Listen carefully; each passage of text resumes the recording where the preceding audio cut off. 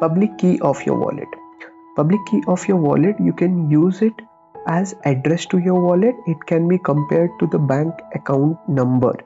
So in order for someone else to send you cryptocurrency, it is you who have to share your public key with them, and once you share your public key with them, they can send you the crypto on that particular public key. So in order to send crypto to somebody else using their public key, we can go to our wallet. For example, let's say this is my wallet, and this is my public key.